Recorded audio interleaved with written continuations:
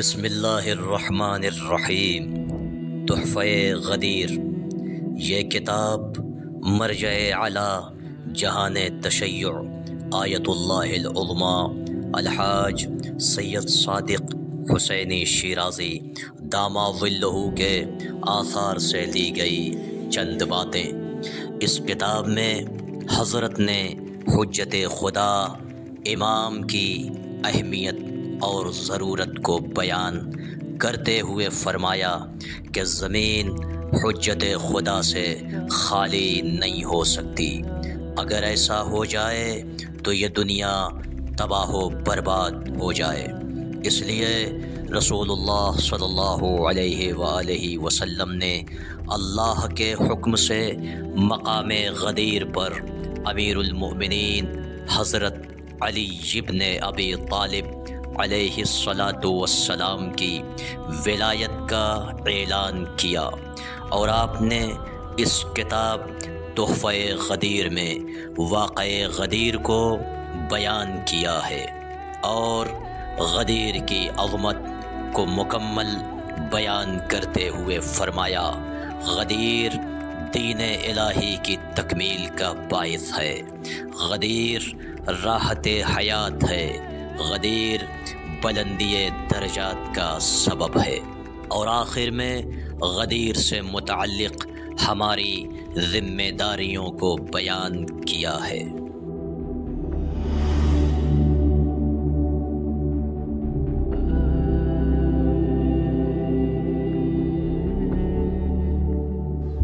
اعوذ باللہ من الشیطان اللعین الرجیم، بسم اللہ الرحمن الرحیم، الحمد للہ رب العالمین، والصلاة والسلام علی محمد وآلہ الطیبین الطاہرین، اللہم صل علی محمد وآل محمد وعجل فرجہم، واللعنۃ علی اعدائہم اجمعین من یومنا ھذا الی قیام یوم الدین، اما بعد فقد قال اللہ تبارک وتعالی فی محکم کتابہ الکریم وہو اصدق القائلین، بسم اللہ الرحمن الرحیم، یا ایہا الرسول بلغ ما انزل الیک من ربک وان لم تفعل فما بلغت رسالتہ، صدق اللہ العلی العظیم۔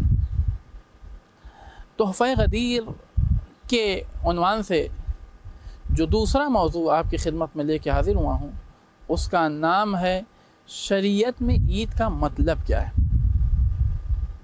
واضح ہے کہ شارع مقدس جب تک کسی دن کو عید قرار نہ دیں، اس وقت تک وہ دن عید کا دن شمار نہیں کیا جاتا۔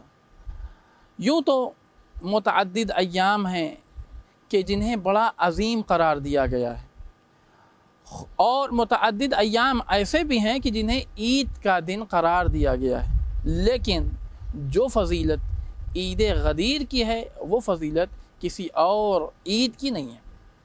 اگر آپ مشاہدہ کریں، کسی نے کہ امام کی خدمت میں عرض کی، فرزند رسول آج عید کا دن ہے، تو امام نے اعمال و اذکار بیان کرنے کے بجائے یا خوشی کا اظہار کرنے کے بجائے امام نے ارشاد فرمایا کہ بندے کے لیے ہر وہ دن عید کا ہے کہ جس دن بندہ معصیت نہ کرے، یعنی وہ رغبت نہیں دکھلائی۔ ایسا ہی اگر آپ غور کریں تو نصف رجب، نصف شعبان، دحو الارض اور متعدد ایسے ایام ہیں، رسول اسلام کی ولادت کی تاریخ، بعثت رسول، یہ تمامی وہ ایام ہیں، ائمہ معصومین علیہ الصلاۃ والسلام کی ولادت کی تاریخ، یہ تمامی وہ ایام ہیں کہ جن ایام میں جن ایام میں بڑی عظمت اور بڑی برکت ہے، اور اللہ تبارک و تعالیٰ نے ان ایام میں خاص اعمال رکھے ہیں، خاص اذکار رکھے ہیں، لیکن ان کی ساری عظمتوں کے باوجود، ان کی ساری برکتوں کے باوجود، ان میں اعمال بھی ہیں، ان میں اذکار بھی ہیں، ان ایام کو عید کا دن نہیں کہا گیا ہے۔ عید کا دن شارع مقدس نے کس کو کہا؟ عید کا دن شارع مقدس نے عید غدیر کو کہا ہے۔ کیوں؟ اگر آپ تعبیرات دیکھیں ائمہ علیہ الصلاۃ والسلام کی زبان میں، تو عید غدیر کے لیے عجیب عجیب تعبیرات ہیں. افضل الاعیاد هو العید الغدیر، یعنی عیدوں میں ایسے عالم اسلام میں عید غدیر کے علاوہ 3 عید اور بھی ہے. عید الفطر، عید الاضحیٰ، روز جمعہ کی جسے عید کہا جاتا ہے، اور چوتھی کہ جو بڑے افسوس کے ساتھ کہنا پڑتا ہے کہ عالم اسلام نے جس دن کو عید کا دن قرار نہیں دیا، کہ جس دن کے لیے ائمہ معصومین علیہم الصلاۃ ارشاد فرما رہے ہیں کہ افضل الاعیاد، عیدوں میں سب سے افضل عید ہے عید غدیر. یا دوسری جگہ ارشاد ہوتا ہے عید اللہ الاکبر، کہ اللہ کے ہاں سب سے عظیم اور سب سے بابرکت عید اگر کوئی ہے تو وہ ہے عید غدیر کا. کیوں؟ اس دن میں ایسی کیا برکت ہے، ایسی کیا فضیلت ہے کہ جس فضیلت کی بنیاد کے اوپر اللہ نے عید غدیر کو سب سے عظیم عید قرار دیا.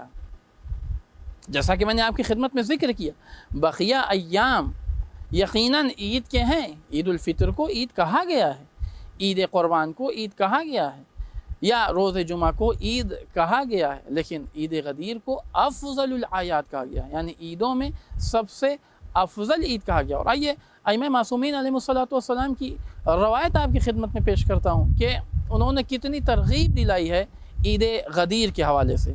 ہمارے اور آپ کے چھٹے امام جعفر صادق علیہ السلام ارشاد فرماتے ہیں بنی الاسلام علی 5، اسلام کی جو بنیاد ہے وہ 5 چیزوں کے اوپر ہے. علی الصلاۃ والزکاۃ والصوم، ایک نماز، دوسرے روزہ، تیسرے زکوٰۃ، چوتھے حج، اور 5ویں ولایت.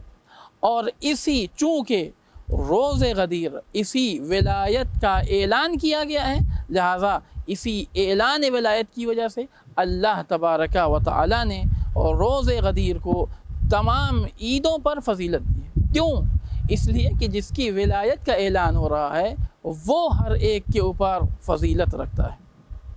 اس لیے کہ اسی روایت میں امام ارشاد فرماتے ہیں کہ اللہ تبارک و تعالی نے 5 چیزوں کو اسلام کا بنیاد قرار دیا، 4 میں رخصت رکھی ہے، 1 میں رخصت نہیں رکھی. اب علماء تفاسیر اور علماء اہل تشیع اس کی تفسیر کرتے ہوئے فرماتے ہیں کہ رخصت کا مطلب کیا ہے. مثلا نماز انسان کو کھڑے ہو کے پڑھنا ہے، لیکن اگر انسان مجبور ہے تو انسان نماز کھڑے ہونے کے بجائے بیٹھ کے پڑھے. روزہ انسان کے لیے واجب ہے، لیکن اگر انسان سفر پہ ہو تو یہ روزہ نہیں رکھ سکتا. اگر انسان مریض ہو تو اسے رخصت دی گئی ہے. زکوٰۃ، اگر اس کے پاس جو مال ہے نصاب تک پہنچے گا تو ایسی صورت میں اس کے اوپر زکوٰۃ واجب ہوگی. اگر نصاب تک نہیں پہنچے گا تو زکوٰۃ واجب نہیں ہوگی. حج اگر مستطیع ہوتا ہے تو استطاعت کی صورت میں اس کے لیے حج واجب ہے، اور اگر مستطیع نہیں ہوتا ہے تو ایسی صورت میں اس کے لیے حج واجب نہیں ہے. یعنی ان 4 میں اللہ نے رخصت عنایت کی ہے. چاہے اگر انسان پریشانی میں ہے، اگر انسان مشکل میں ہے تو ان چیزوں میں رخصت ہے. لیکن ولایت ایک ایسی شے کا نام ہے کہ جس میں کہیں پر بھی کسی طریقے کی رخصت نہیں ہے.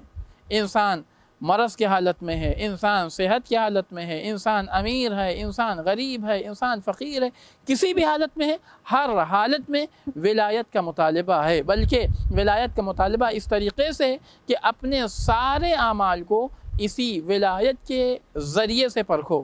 یعنی تمہارے سارے اعمال اگر قبول ہونے والے ہیں تو اسی ولایت کے ذریعے سے. اگر تمہارے دل میں علی کی محبت ہے تو یقیناً تمہارے اعمال کو قبول کیا جائے گا، وَإِلَّا اگر تمہارے دل میں ان کی ولایت نہیں ہے تو تمہارے کسی بھی عمل کو قبول نہیں کیا جائے گا. جیسا کہ خود امام موسی کاظم علیہ السلام ارشاد فرماتے ہیں. امام نے ارشاد فرمایا کہ وہ افراد کہ جو ہمارے جد امیر المومنین علی بن ابی طالب علیہ السلام کی محبت اپنے دل میں نہیں رکھتے، نماز کی حالت میں ہوتے ہیں، نماز ان پر لعنت کرتی ہوئی نظر آتی ہے. سائل نے سوال کیا، فرزند رسول، نماز ایک عبادت کی جگہ ہے، نماز ایک نیکی ہے، نیکی کی حالت میں نیکی اس کے اوپر لعنت کیوں کرتی ہے؟ امام نے ارشاد فرمایا کہ چونکہ اس نے ہمارے جد کی ولایت کا اعلان نہیں کیا ہے، لہذا ان جتنے اعمال ہیں، جتنے فریضے ہیں، فریضے سارے فریضے شروط کے ساتھ مطلوب ہیں۔ اگر وہ شرائط پائے جاتے ہیں تو پھر فریضہ مکمل ہے، اور اگر شرط ہی نہیں پائی جاتی، اور ان تمام فریضوں کی شرط کیا ہے؟ کہ ان تمام فریضوں کی شرط ہے ولایت امیر المومنین علی بن ابی طالب علیہ السلام۔ اگر ولایت ہی نہیں ہے تو پھر کسی عمل کا کوئی فائدہ نہیں ہے۔ اسی ولایت کی بنیاد کے اوپر اللہ نے اس دن کو ہر دن کے اوپر فوقیت دی ہے، اور اس دن کو عید غدیر کے نام سے یاد کیا ہے۔ والحمد للہ رب العالمین، وصلی اللہ علی محمد وآلہ الطاہرین۔